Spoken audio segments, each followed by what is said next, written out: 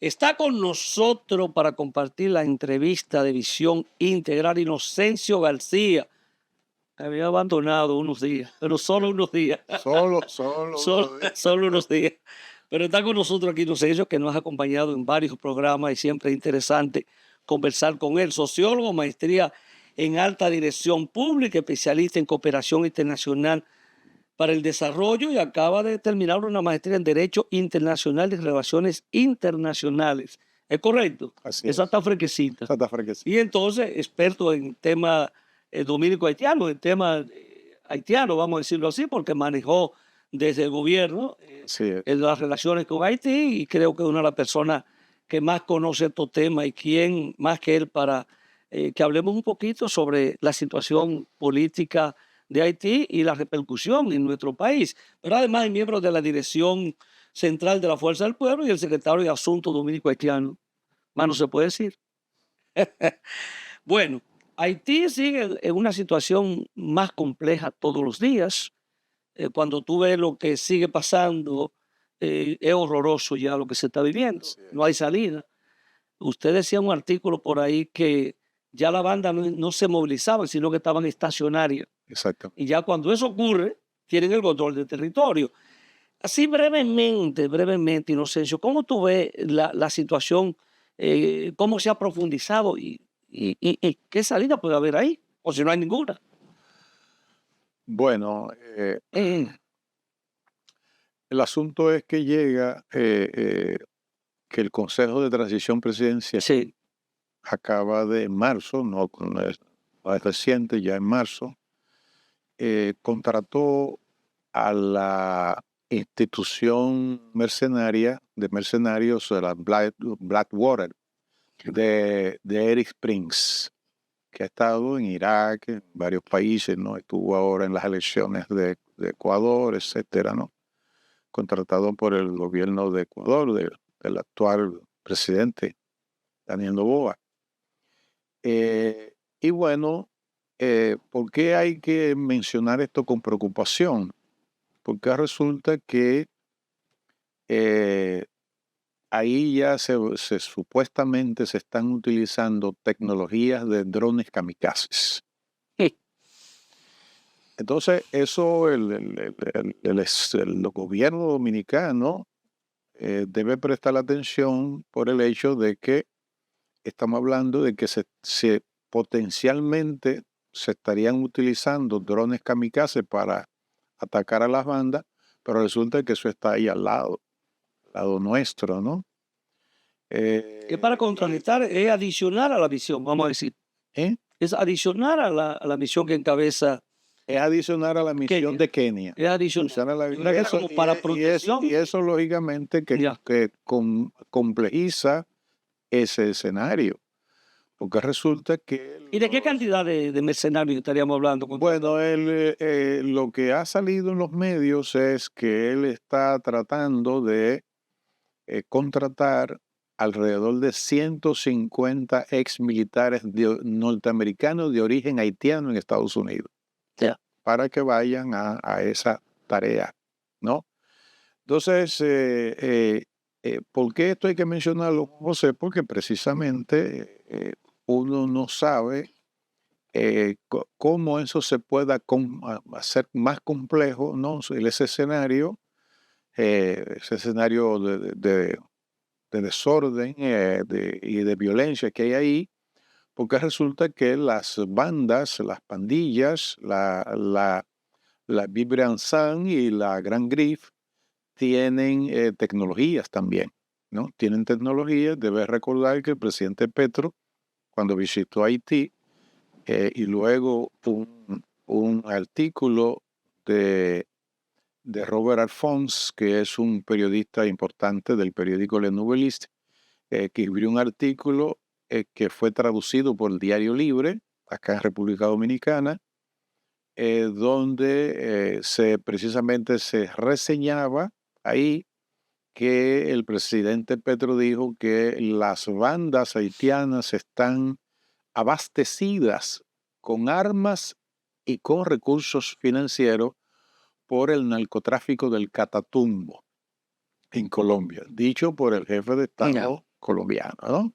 Entonces, si nosotros ponemos en perspectiva ese escenario, donde tú tienes una misión multinacional que, repito, no es multilateral, de ahí su debilidad, Ya. ¿no? Claro. Que no tiene presupuesto cierto, ¿no? Está a merced de la ayuda que pueda. Está a merced de la disposición de los países. No tiene presupuesto ni tampoco tiene armamento adecuado para enfrentarlo como efectivamente Dar lo. un paso al frente y colaborar, que son pocos países. Entonces, ante una situación así, lo que han pedido los 3 expresidentes de la República Dominicana, encabezado por el presidente de la República, Luis Abinader, enviado a los miembros del Consejo de Seguridad de Naciones Unidas, Esa es la carta que comunicación se envió enviaron, recientemente, correcto. precisamente y uno de los aspectos que hay que resaltar ahí es que ellos piden, los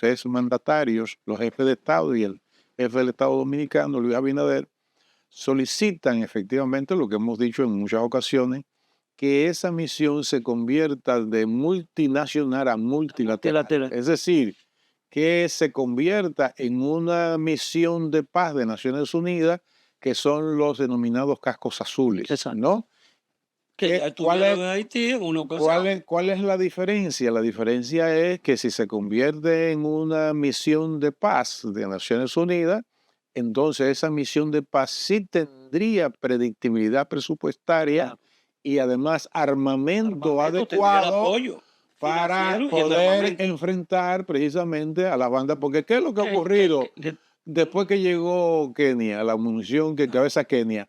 Que de 85% del territorio que dominaban las pandillas, dice Naciones Unidas que ya dominan el 90%. El 90%, o sea, Entonces lo que quiere van decir, tomando más territorio, entonces lo que quiere, hay más desplazados, se incrementa la cantidad de violaciones, de muertos, pasan 5.600, sí, es 4.000 y algo, desplazados más de 700.000, sí, pero también están la banda los paramilitares también. Sí, es el otro problema. Sí, no, está lo que se llama el guacalé.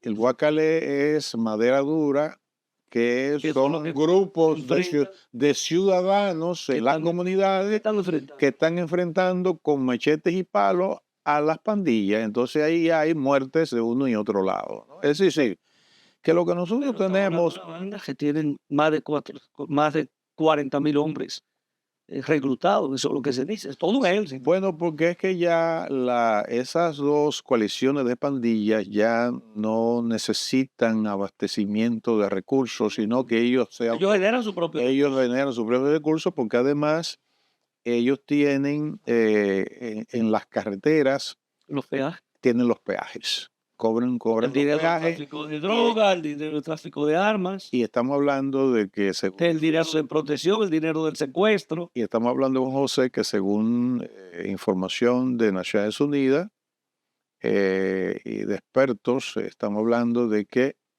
esas pandillas están manejando anualmente $60 millones. Imagínate. No se pueden reclutar muchos jóvenes, quieren un ejército pago. Inclusive quizás está mejor pago que la misma policía. Claro que sí. Y hay por lo que ellos estado haitiano, lo que queda. Y ellos están reclutando niños. Exacto. ¿No? Lo que te indica a ti que nosotros también tendríamos que estar alerta, porque resulta que hay muchos niños que pasan a territorio dominicano y tú no sabes si esos niños puedan estar siendo utilizados, eso no hay que descartarlo, para qué sé yo, información de inteligencia que ellos... Eso hace más preocupante e insegura la frontera. Es que nosotros tenemos... Y se dice que están muy próximos a la frontera. No, pero es que recientemente... No, la aduana de Malpaso. La aduana, de Malpaso, que está a quizás un kilómetro de... ¿Un kilómetro? Estaba bajo control de ellos. Ya está bajo control. Bueno, creo que la retomaron de nuevo. Bueno, pero el hecho es... llegar hasta ahí. El hecho es que están muy cerca de la frontera, de todas las fronteras dominicanas. ¿Qué pudiera esperarse entonces de esta situación antes que entremos ya a lo que internamente tenemos que hacer nosotros? Que eso se siga profundizando, que haya una reacción de los organismos internacionales, las mismas cartas si tiene algún efecto. Ahí está la declaración reciente del presidente, del secretario general de la Organización de Estados Americanos, Albert Randin, que dice que Haití es una prioridad para la OEA, pero bueno, pues, con qué fuerza, qué podría hacer la OEA ante la situación de Haití si la ONU tampoco ha podido hacer nada. Yo no creo, mire, ya Alvin Randin estuvo durante el gobierno del presidente Prevar, él como secretario general adjunto, era el enviado del secretario general en los tiempos del presidente René Preval, ¿no? Coincidió cuando nosotros tuvimos también allá en la embajada 98-2000. Y él dice que es prioridad, pero no creo que la OEA tenga ningún género de capacidad para mínimamente enfrentar los problemas, porque ya la OEA estuvo y fracasó. Hay un mea culpa precisamente del secretario general, que es una declaración oficial donde reconoce el anterior secretario general, el señor eh, el uruguayo, ¿no? Que estuvo antes de Randing, donde precisamente reconoce los errores que cometió la OEA en Haití. Es decir, que yo no le daría, lamentablemente, ojalá hubiese podido ser cierto que la OEA tuviese capacidad para aportar a la solución, pero ya la OEA fracasó en Haití. O sea, yo no creo que la OEA pueda aportar mucho en este escenario tan complejo que ni se parece, pero ni de cerca, a lo que él gestionó como su secretario general adjunto cuando estaba destinado a Haití. El gobierno decide convocar esta cumbre de los expresidentes, el gobierno, el presidente de la República, y bueno, ha tenido una receptividad de parte de los expresidentes, de ahí surge la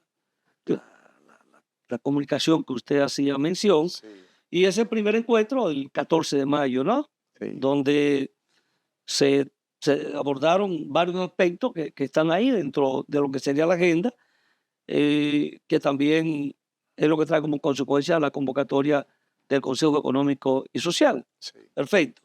Entonces, el tema de política, de tener una posición unificada en cuanto a la política exterior, sobre todo frente a Haití, ¿no? ¿Verdad? Entonces, encuentros bilaterales, recibir informaciones periódicas, la reunión del CES. O sea, esto trae como consecuencia entonces ya la convocatoria formal, Sí, ahora recientemente, sí, del Consejo Económico y Social el día 5, sí, el día 5 del día 5 de este mes. de este mes de junio. Sí. ¿Cómo te evalúa todo ese proceso que se ha dado, el hecho de que el liderazgo nacional se ponga de acuerdo, hasta dónde puede llegar, cuáles son los resultados que usted puede ver, y hablaremos entonces cómo se va a dar ese proceso en el CES? Bueno, si nosotros, por ejemplo, evaluamos desde el punto de vista político, desde el punto de vista histórico, eso que el presidente Luis Abinader ha logrado de poder reunir a los tres jefes de Estado, ¿no? Yo diría que ese encuentro se inscribe ya en la historia política dominicana ante un problema tan peligroso que no es un tema de carácter migratorio, es un tema geopolítico, es decir, un tema de seguridad nacional, ¿no? Esa es la característica que tiene Con esa complejidad, entonces habría que Exacto. ponerse de acuerdo. Entonces, bueno, uno saluda ese encuentro entre los jefes de Estado y ese acuerdo para llegar a estas reuniones, de ellos los cuatro exponerse ante los medios no solamente nacionales, sino a nivel internacional. Y eso, lógicamente, Que habla muy bien del país, habla muy bien del país. Eso tiene un efecto en materia de relaciones internacionales. Correcto. Porque eso manda un mensaje muy poderoso a esa sociedad internacional, ¿no? Que está diciendo, miren, nosotros tenemos estas dificultades y los líderes del país, de los principales partidos políticos, ponernos de acuerdo. somos capaces de ponernos de acuerdo. Desde ese punto de vista, yo creo que hay que saludarlo de una manera entusiasta. Ahora bien, podemos verlo en el próximo segmento.